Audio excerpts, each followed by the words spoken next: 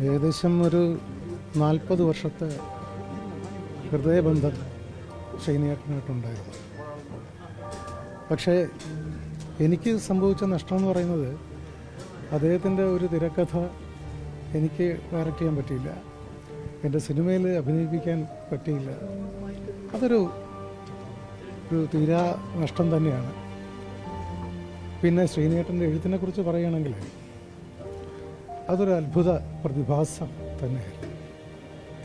അതായത് ആ കാലഘട്ടത്തിലെ പല സിനിമകളും തിരക്കഥ പൂർത്തിയാക്കിയിട്ടല്ല തുടങ്ങിയിരുന്നതെന്നുള്ളത് എല്ലാവർക്കും അറിയാം.